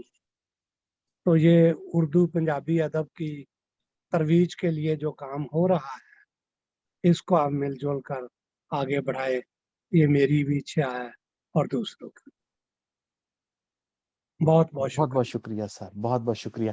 مجھے فیل ہو رہا ہے کہ جیم بھائی کچھ کہنا چاہ رہے ہیں پرواز صاحب کی باتوں پہ، آپ کہہ لیں پھر میں آپ سے اگلا سوال پوچھتا ہوں۔ بس میں ان کا شکریہ ادا کرنا چاہتا ہوں۔ ایک بات جو انہوں نے کی کہ پردیش میں ہم لوگ جو لکھتے ہیں، اصل میں اس کے لیے ایک ٹرم ایجاد ہوئی ہے، اس کو بولتے ہیں مہجری ادب۔ مثلا جو بھی شخص رائٹر ادیب کسی وجہ سے اپنا ملک چھوڑ دیتا ہے، لیکن وہ اپنی زمین، اپنے لوگوں سے، اپنے کلچر سے، اپنی تہذیب و ثقافت سے جڑا رہتا ہے، چاہے وہ انگلش میں لکھے یا اٹالین میں لکھے، وہ لکھتا اپنی زمین کے بارے میں ہے، اپنی لوگوں کے بارے میں ہے۔ اس میں بہت سے لوگوں نے ناول لکھے ہوئے ہیں انگلش میں، ہمارے حنیف محمد ہے، انیتا ڈیسائی ہے، حامد ہے، اور موسن ہے ایک شخص، پھر پیپسی سدوا ہے، اس کے علاوہ ڈینیل مئی الدین ہے امریکن، انہوں نے بہت سے اچھے ناول لکھے، لیکن انہوں نے مثلا امریکہ میں جو رہتا ہے وہ امریکہ تہذیب کو، وہاں کے لوگوں کو ملا کے ہر طرف سے گیر گار کے اپنی مٹی کی طرف لے آتا ہے۔ تو ان کا بہت شکریہ، یہ میرے استاد بھی رہے، کیونکہ پہلا شعر جو ہے باقاعدہ طور پہ ان سے میں نے لکھنا سیکھا تھا، شام ڈلن تو پہلے اس کا اس طرح کو مصرع تھا، اور فیلن فیلن فیلن پہ تھا۔ بہت شکریہ پرواز صاحب۔ ہاں کھانا بہت صاحب، بہت میں شکریہ پرواز۔ کھانا ہاں صاحب جی، شاید ہاں جی، آپ دوبارہ، میں ایک بات کرنا چاہ رہا ہوں۔ ہاں جی، ہاں جی سر، پلیز جی پلیز۔ جی میری ایک نئی کتاب، اردو شاعری کی کتاب نقد دل کے نام سے اس ہفتے میں آ جائے گی۔ جی، تو غوری صاحب یا آپ، ابھی تو میں نے بھی نہیں دیکھی، لیکن آج وہ مارکیٹ میں آ جائے گی۔ مبارک سر۔ Thank you. تو بہت میں بہت مبارک سر۔ گوری صاحب، خیر مبارک۔ تو گوری صاحب، اگر آپ ہمیں مجھے بعد میں بھی بتا سکتے ہیں کہ پاکستان میں میں کسی کو دے دوں آپ کو پہنچانے کے لیے۔ جی جی، میں کھنہ صاحب سے ان ٹچ ہوں، کیونکہ وہ ساکوا سموآ کے میڈیا ڈائریکٹر ہیں، تو ہم جلدی آپ پہ ایک پروگرام کرنے والے ہیں، آپ کی کتابوں کے حوالے سے، افسانہ اور شاعری کے حوالے سے۔ تو اچھا ہوا آپ نے اس نئی کتاب کا ذکر کیا، اس کو بھی شامل پروگرام کر لیں گے۔ میرے پاس آپ کی کچھ کتابیں پڑھی ہیں، اور ظاہر ہے کہ آپ کے پاس کچھ کاپیز آنی ہیں، آپ کے پاس میرا ایڈریس بھی ہے، تو وہ دسمبر میں آئے گی۔ ہاں جی ٹھیک ہے۔ کئی دفعہ ہوتا ہے نا کہ بھئی فلاں جگہ دے دے تو وہ کوئی آ رہا ہے یا جا رہا ہے، تو اس طریقے سے ہو جاتی ہے، تو وہ آسان بھی ہوتا ہے۔ پرواز صاحب، اگر پی ڈی ایف فارم میں مل جائے تو وہ تو سب کو 5 منٹ میں مل جائے گی۔ نہیں وہ ٹھیک ہے، میں آپ کو وہاں سے پوسٹ کروا دوں گا آپ کو یقیناً۔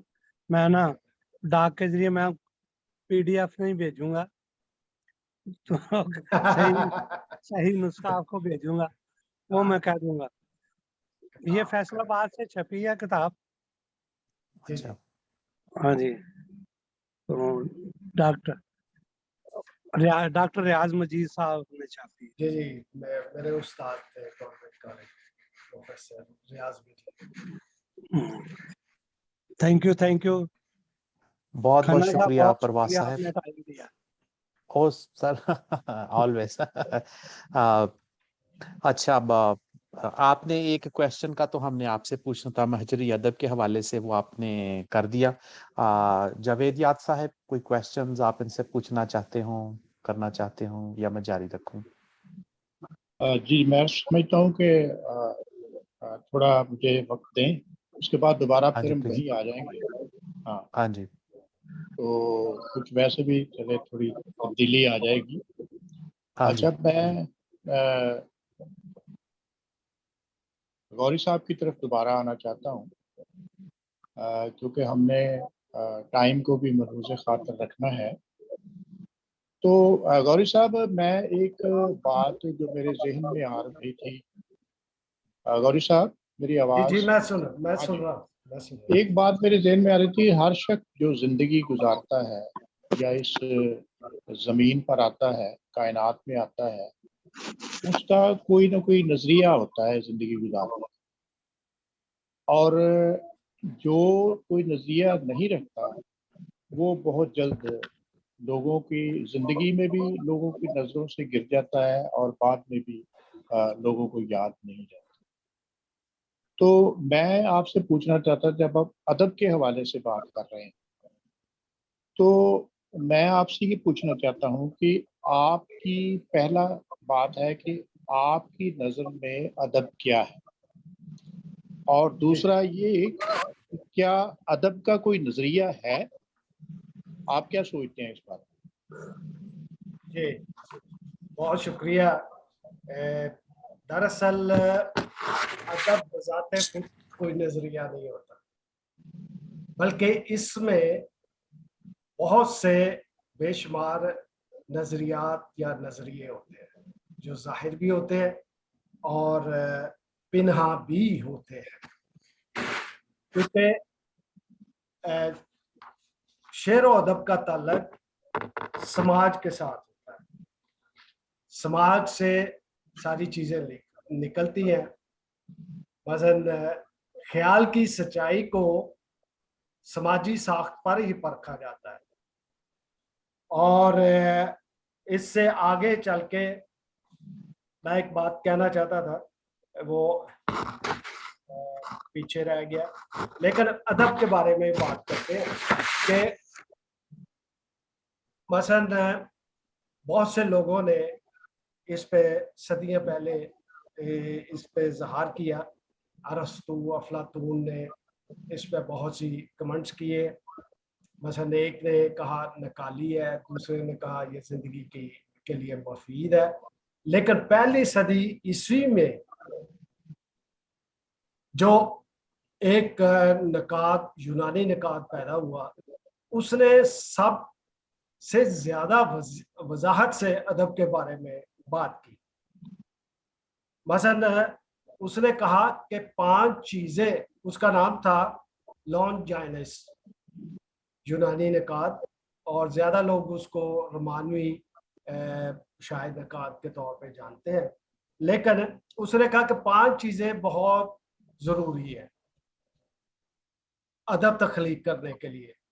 اس میں سب سے پہلے عظمت خیال، یعنی اس کا تخیل، اس کا سوچنے کا انداز، وہ ضروری ہے. اس کے بعد اس نے کہا شدت جذبات ایک ادیب اور شاعر میں ہونے بہت ضروری ہے. اس کے بعد اس نے کہا کہ جو کچھ لکھتا ہے انسان، رائٹر، اس کو الفاظ کے چناؤ کا پتہ ہونا چاہیے. پھر چوتھے نمبر پہ اس نے کہا کہ ان الفاظ کی ترکیب اور ترتیب اسے آنی چاہیے. اس کے بغیر وہ نہ تو شعر مکمل ہے، اچھا ہے، اور نہ آگے بڑھ سکتا ہے، نہ ادب متاثر کن ہو سکتا ہے. اس کے بعد آخری اس نے کہا کہ صنائع بدائع کا ہونا بہت ضروری ہے. مطلب جو وہ تلمیات استعمال کرتا ہے، استعارے، کنائے استعمال کرتا ہے، وہ اتنے مبہم نہیں ہونے چاہیے کہ وہ عام قاری جو ہے اس کو سمجھ نہ سکے. اس کے بعد اس نے کہا کہ ادب جو ہے اس میں بہت ساری چیزیں جو ہیں وہ ایسی ہونی چاہیے جن کو تہذیب و ثقافت اور سماج اور اس میں رہنے والے انسانوں کے گرد گھومنا چاہیے. مثلا وہ کہتا ہے کہ جیسے ہمارے ہاں ادب برائے ادب کی ٹرم تخلیق ہوئی، پھر ادب برائے زندگی، की टर्म तख्लीक हुई, अभी तक उसके मबाहिस गूंज रहे हैं, लेकिन वो बेमानी क्लीशे की सूरत इख्तियार कर चुके हैं। मगर कि दुनिया में जो भी अदब तख्लीक होता है वो उसका तल्लक जहाँ पे वो अदीब रहता है, जैसे पहले जिक्र किया कि चाहे वो अमेरिका है, चाहे इटली है, चाहे लंदन है, लेकिन वो लिखता अपने लोगों के बारे में है, अपने जज्बात के बारे में लिखता है, एहसासात के बारे में लिखता है, और उसका इन चीज़ों का अक्स उनकी तहरीरों में मिलता है। मसलन ख्याल समाजी मरूजियत का हिस्सा होता है, ये बहुत ज़रूरी है। इसलिए समाजी और मरूजी हकीकत शायर और अदीब और नकाद और फलसफी पर असरअंदाज होती है, क्योंकि इस दुनिया में समाजी और मरूजी सूरत हाल ही ख्यालात को जन्म देती है।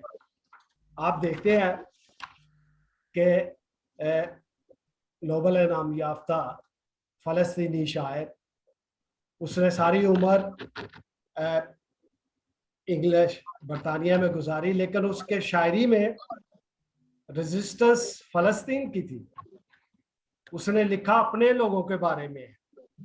इसी तरह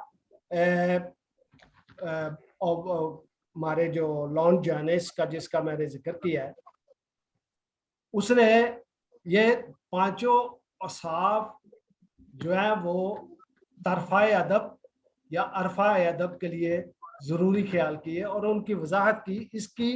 इसका उसने जिक्र अपने रसाला ऑन द सबलाइम में किया है, जिसमें ये 5 सोर्सेज ऑफ सब्लिमिटी उसने बयान किए थे। मतलब ये चलता रहता है। अदब जो है वो जहाँ पे इंसान रहता है, शायर रहता है, अदीब रहता है, उसका तलब जो है वो समाज और उसमें रहने वाले रस्म रवाज, मजहब और जो इंसान है उनसे जुड़ा हुआ होता है। जी, वक्त की कमी के पेश नज़र मैं मुख्तसर कर रहा हूँ। ठीक है। जी,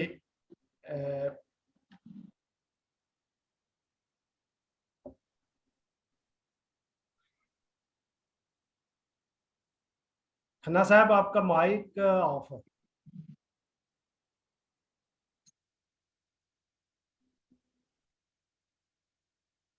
हाँ जी, आप बात कर रहे थे तो मैंने उसको अनम्यूट कर दिया था। अच्छा, जावेद साहब आपसे सवालात पूछ रहे थे तो मैं जारी रखता हूँ इनको। चंद सवाल और करेंगे, तो वक्त का ज़ाहिर है कि मसला है। ये पूछना था औज़ान के हवाले से कि आप हिंदी औज़ान ज़्यादा पसंद करते हैं या उर्दू बहर ज़्यादा पसंद करते हैं? इसके बारे में कुछ बताइए। दरअसल असातिज़ा में से फवाद साहब बैठे हुए हैं, लेकिन मैंने देखा है कि उर्दू में हमारी अपनी कोई बहरें नहीं जो उर्दू के किसी नकाद ने या फलसफी ने या शायर ने ईजाद की। बहुत सारे लोग छिंदाबंदी इस्तेमाल करते हैं, फिर हिंदी बहरें इस्तेमाल करते हैं, उसके बाद अरबी और फारसी पर मबनी जो बहरें हैं वो हम उर्दू में इस्तेमाल करते हैं। लिहाजा मैं कोशिश करता हूँ कि माहिया अगर लिखूँ तो वो भी मैं इन्हीं बहरों में लिखूँ जो उर्दू में मुस्तअमल है। बिल्कुल ठीक है। अच्छा, थोड़ा-सा ये हमें बताइए कि एक अदीब और शायर जो है उसकी मुआशरती ज़िम्मेदारियाँ क्या हैं? इस हवाले से। मसलन मैंने देखा है कि शायरी जो है वो बहुत सारे इनकलाबात पैदा करती है। नावल जो है वो बहुत सारी हिस्ट्री बयान करती है, फलसफा बयान करती है। नावल में जो तहरीरें होती हैं वो अदब का आला नमूना भी होती है। हमारे यहाँ जब शुरू में एक तहरीक थी कि आम अदब था, मतलब सीधी सीधी नावल लिखे जाते थे जो इश्क और मोहब्बत और घरेलू जिंदगी पे मुश्तमिल होती थी और एक ही जगह पे घूमती थी। जैसे 47 के आज़ादी के बाद बहुत से नावल नगारों ने सिर्फ फसादात का जिक्र किया है, दर्द भरी कहानियां लिखी हैं और उनके हिंदू मुस्लिम मजहबी जो बंटवारा था वो उसके बारे ही ज्यादा घूमे हैं। जी थैंक यू जीम भाई। 2 सवाल आपसे और पूछेंगे। एक रोमांटिक सवाल है जी आपसे जी जी कि मोहब्बत के बारे में बताएं, ये एक बार होती है या बार बार हो सकती है? आपका क्या फलसफा या नजरिया है इसके ऊपर? असल में मोहब्बत जो है वो लाफानी है, अफाकियत है। मोहब्बत नहीं है, ये बाइबल भी बयान करती है कि कुछ मोहब्बत नहीं है किसी इंसान में तो वो कुछ भी नहीं, ठंडा पीतल है। हाँ जी बिल्कुल। मोहब्बत जो है वो इंसान हर वक्त जब भी वो कोई नई क्रिएशन देखता है उससे या तो मोहब्बत करता है या नफरत करता है। तो इसलिए मोहब्बत जो है वो हर बार होती है, हर नई चीज के साथ होती है। मतलब कुछ लोग मोहब्बत करते हैं तो वो आर्जी तौर पे होती है, वो शादी के जुमरे में आती है, वो तो एक बार ही होनी चाहिए। लेकिन हर मौसम में जब फूल खिलते हैं तो एक बार फिर इंसान फूलों को देख के, उनकी खुशबू को, रंगों को देख के, उनकी मुलायमियत और नरम जो उसका पन है उसको देख के वो फिर मोहब्बत में गिरफ्तार होता है। वो मौसम बहार में मोहब्बत का शिकार होता है, इंसानों से, जानवरों से, दरख्तों से और जमीन पे चलने वाली अशिया से वो मोहब्बत का शिकार। मोहब्बत बार बार होती है, इसमें कोई शक नहीं।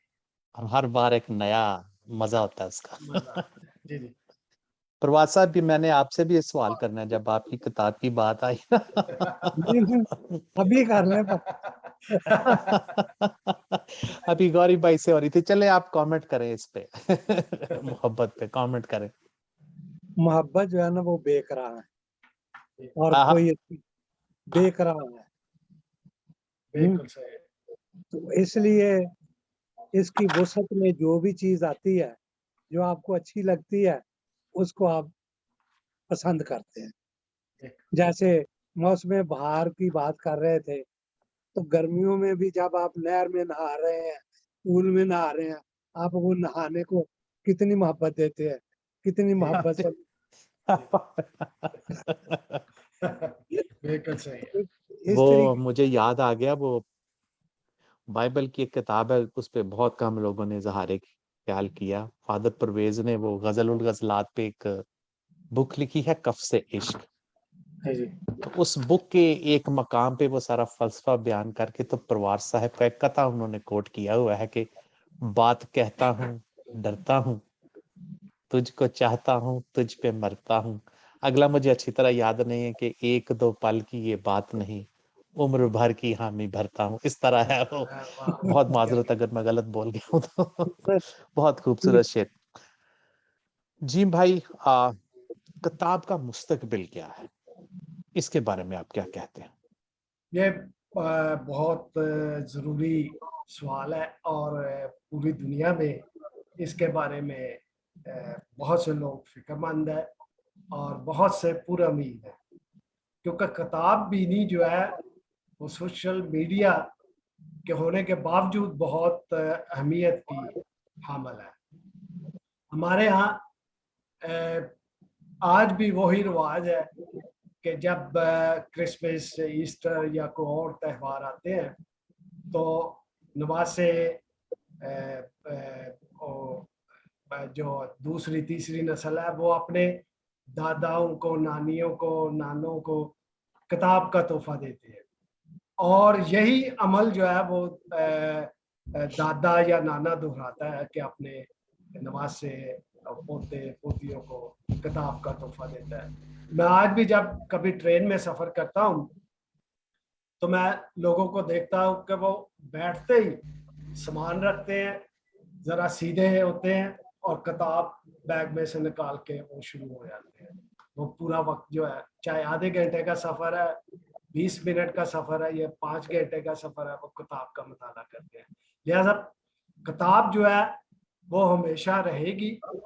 آپ دیکھیں بائبل کو لے لیں, بائبل 2000 سال پہلے کی ابھی تک چل رہی ہے, اس کی تشریحات ہو رہی ہیں, لوگ پڑھتے ہیں, اس سے متاثر روحانی لذت رہنمائی حاصل کرتے ہیں.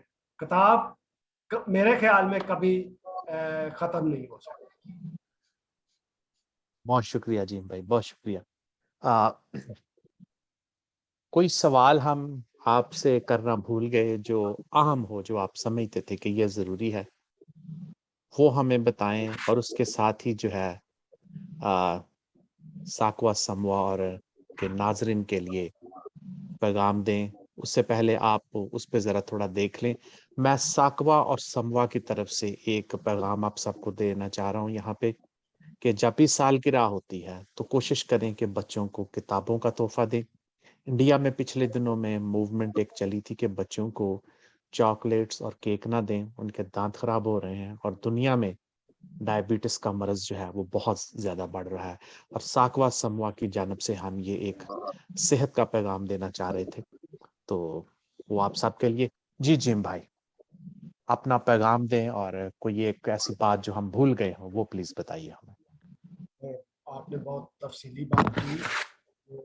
ہماری بدقسمتی ہے کہ جوید صاحب آف لائن ہو چکے ہیں. یہ وہ پہلے ہی انہوں نے ذکر کیا تھا کہ جیسے شاہد صاحب نے بھی ذکر کیا تھا کہ بارش ہو رہی ہے تو کسی وقت بھی کچھ بھی ہو سکتا ہے, اور یہ ٹیکنیکل مسئلے ہیں, اس میں ہمارا کوئی بات نہیں.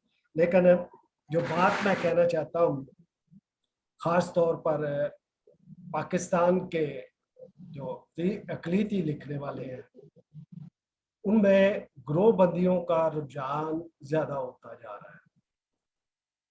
آپ ایک گروہ تو بن جاتے ہیں جس میں 10-15 آدمی جمع ہوتے ہیں, ایک دوسرے کو سنتے ہیں, باتیں کرتے ہیں, لیکن اس کا ایک نقصان بھی ہوتا ہے کہ آپ دوسروں سے کٹ کے رہ جاتے ہیں, دوسروں کے خیالات شیئر نہیں کرتے, ان کو سنتے نہیں ہیں, تو جس کی وجہ سے آپ ایک دائرے کے اندر مقید ہو جاتے ہیں. لہٰذا گروہ بندی ضرور کریں, لیکن ادبی اصناف پہ کریں. مثلا ناول کا گروپ ہے, یا غزل کا گروپ ہے, نظم کا گروپ ہے, یا افسانے کا گروپ ہے, اس سے ادب کو ترقی ملے گی. لیکن اگر آپ محدود ہو کے رہ جائیں گے, صرف اپنوں اس گروپ میں رہنے والوں کو سنیں گے, ان کو یہ اپریشیٹ کریں گے, ان کو یہ آگے لائیں گے, تو وہ تخلیقی سرگرمیاں جو ہے وہ محدود ہو کے رہ جاتی ہیں. آپ عالمی رابطوں سے کٹ جاتے ہیں. لہٰذا میری بہت سے جو لکھنے والے ہیں پاکستانی شعر و ادب, اور خاص طور پہ جو مبتدی ہیں, وہ مطالعہ کریں, مطالعے کو نہ چھوڑیں, کتاب کو جیسے ہم ذکر کر رہے تھے اس کو نہ چھوڑیں, عالمی ادب کا مطالعہ کریں. دنیا میں صرف غالب میر یا اقبال یا اپنے یوسف پرواز یا نذیر کیسر, انہیں اور بھی بہت سے ہیں جو عالمی سطح پر لکھ رہے ہیں, ان کو پڑھے اور پھر نذیر کیسر یا پرواز صاحب کا ان کے ساتھ موازنہ کریں. کیونکہ ہمارے جو بہت سارے لکھنے والے ہیں ان کو نظر انداز کر دیا گیا ہے, ان کی فن و شخصیت پر لکھنے والے بہت کم ہیں. جب تک ہم مطلب پرواز صاحب پہ مضامین نہیں لکھیں گے, آپ نذیر کیسر کا لے لیں کہ 70-80 کی دہائی میں بہت سے لوگوں نے ان پہ لکھا, لیکن اس کے بعد نئے مضامین نہیں آ رہے. اس کی وجہ ہے کہ مطالعے کا رجحان کم ہو گیا.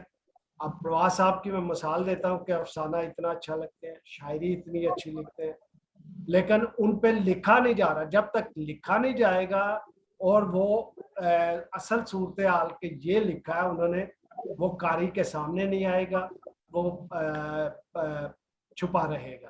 اس لیے میری سب سے گزارش ہے, میرا پیغام بھی ہے تمام اقلیتی رائٹر سے کہ وہ سب کو پڑھے, سب کو برابر کی اہمیت دے اور دائرے سے باہر نکل.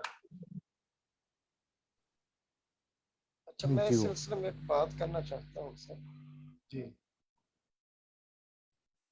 کہ دیکھیں ہم تو جو ہے اس بات کے لیے آپ کہہ لیجیے کوشاں رہتے ہیں, جو ہے تقریباً جتنے بھی رائٹرز ہیں آتے ہیں, جتنی بھی بکس آتی ہیں میرے پاس, تو میں تو ہمیشہ انکریجمنٹ کے طور پر ان کی بک کے اوپر جو ہے وہ لازمی لکھتا ہوں, میں تبصرہ کرتا ہوں آپ کے اوپر کیا, اور اس طریقے سے یوسف پرویز صاحب کے تقریباً 32 لوگ ہیں جن کے اوپر ہم سب ویب سائٹس کے اوپر ان لوگوں کی ان شارٹ جو کچھ انفارمیشن جو تھی میرے پاس تھی, میں نے ان کے حالات زندگی قلم بند کی. تو میرا خیال ہے کہ اگر اسی طریقے سے ہر رائٹر, نقاری, ادیب, شاعر ایک دوسرے کے لیے سوچے تو ہم آپس میں جو ہے وہ بہت زیادہ ایک دوسرے کے آپ کہہ لیجیے قریب آ سکتے ہیں, محبت سے بڑھ سکتے ہیں, اپنے آپ کو آگے جو ہے بہت آگے جو ہے زندگی کے اندر لے کر جا سکتے ہیں. تو یہ بس میں سلسلے میں ایک چھوٹی سی بات آپ سے کروں. تھینک یو سو میں مچ. آصف صاحب آپ کی اجازت سے جیسے جی سر. بہت عرصہ پہلے اس وقت میں جیسے فواز صاحب نے ذکر بھی کیا کہ ہم نے ان سے کلاسیں لینے شروع کی تھی کہ شاعری کرتے کیا کیسے ہے, اور ان سے میں نے سیکھا کہ شعر باوزن اور باوانی بامانی اور مربجہ بحور کے اندر اور وضع کردہ اصولوں کے مطابق لکھی ہوئی سطر ہونی چاہیے. وزن اس میں وہ تخیل موضوع جو جیسے لانگ جونس نے ذکر کیا کہ 5 چیزیں بہت ضروری ہیں, لیکن ہمارے ہاں کچھ سلسلہ ایسا ہے کہ پڑھنا, مطالعہ کرنا, اور اگر شاعری کرتے ہیں تو اس کو سیکھتے نہیں ہیں کہ کیسے بحروں کو یا اوزان کو, اراکین کو کیسے استعمال کرنا ہے. بہت سارے لوگوں کو جو میں نے پرواز صاحب سے سیکھا کہ ساکن حروف اور متحرک حروف کا پتہ نہیں ہے, اور اسی پہ شاعری ڈیپینڈ کرتی ہے. جو اوزان ہے, بحور ہے, وہ ساکن اور متحرک حروف پہ منحصر ہے. اس لیے یہ ضروری ہے کہ گروپ بندی کی بجائے کہ ایک آدمی کو کچھ آتا ہے تو اس کے گرد جمع ہو گئے, یہ ایسے نہیں ہونا چاہیے. ہر بندے سے فیض حاصل کرنا چاہیے. ہر بندہ جو ہے جو ناول لکھتا ہے اس کو دیکھے کہ کیسے اس نے ناول لکھا ہے, افسانہ لکھا ہے تو کیسے لکھا ہے, شعر کس بحر میں کہا گیا ہے. اس کے ساتھ ساتھ عالمی ادب کا مطالعہ بہت ضروری ہے. وہ نہیں پڑھیں گے تو جیسے یونیورسٹیوں میں, کالج میں جان کیٹس, ٹی ایس ایلیٹ, ان کو پڑھایا جاتا ہے, ووڈسورتھ کو ان کو پڑھایا جاتا ہے, ان کے بارے میں شیکسپیئر جو کلاسیکل, اور ملٹن جس کی لاسٹ پیراڈائز ہے, اور شیکسپیئر کے ڈرامے, ان کا مطالعہ کریں گے تو پھر ان کا ویژن وسیع ہوگا, پھر یہ آگے بڑھے گا. بہت بہت شکریہ جیم بھائی آپ کے خوبصورت خیالات کے لیے. ہم بہت شکر گزار ہیں کہ آج ہمیں موقع ملا کہ آپ کے ساتھ ایک شام منائیں. جیسا کہ پرواز صاحب نے کہا تھا کہ ایک پروگرام کافی نہیں ہے جتنی آپ نے خدمت کی ہے. اور مجھے پرواز صاحب کی ایک بات تو بہت ہی خوبصورت لکھی کہ آپ کا سارا کام جو ہے وہ ایک طرف, اور ساکوا سموا کی حوالے سے جو آپ نے خدمت کی ہے نا, یہ قومی اور بین الاقوامی سطح پہ جو ہے نا وہ اپنا ایک منفرد جو ہے وہ مقام رکھتی ہے. ڈاکٹر شاہد صاحب بہت شکریہ. جاوید صاحب آپ یہاں پہ نہیں ہیں لیکن آپ یوٹیوب پہ دیکھیں. ہم آپ کے بہت ممنون ہیں کہ آپ نے آج ہمارا ساتھ دیا. नज़ीर कैसर साहब नहीं आ सके, हम उनका भी शुक्रिया अदा करते हैं। प्रवास साहब बहुत बहुत शुक्रिया आपके कमेंट्स के लिए, आपकी विजडम के लिए। हमेशा ही जब आप बात करते हैं तो बहुत कुछ सीखने को मिलता है। तो जल्द ही आपके साथ भी हम एक शाम मनाएंगे। जिम फ़िगोरी साहब बहुत शुक्रिया, अब हमें इजाज़त दीजिए। मैं साकवा और आखिर में हाँ जी, आप इजाजत आप की लेने से पहले आपकी मोहब्बतों का शुक्रिया, जुवैद साहब का बहुत बहुत शुक्रिया, डॉक्टर शाहिद का बहुत शुक्रिया, और प्रवास साहब उनका तो मैं हमेशा ही शुक्रगुजार हूँ, और कैसर साहब का कि उनको शायद कुछ प्रॉब्लम हुआ है टेक्निकल, उसकी वजह से नहीं है। आप सबका बहुत शुक्रिया कि आपने मेरी बातों को बड़े ध्यान से गौर से सुना, और ये बातें जो है हज़ारों लोगों तक पहुँचेगी यूट्यूब के साथ और फेसबुक पे साथ। बहुत शुक्रिया आप सबका। जावेद सर, हाँ जी, साकवा और समवा को इजाज़त दीजिए और जल्द ही हम एक और नया प्रोग्राम लेके आपकी खिदमत में हाज़िर होंगे। खुदा हाफ़िज़। खुदा हाफिज।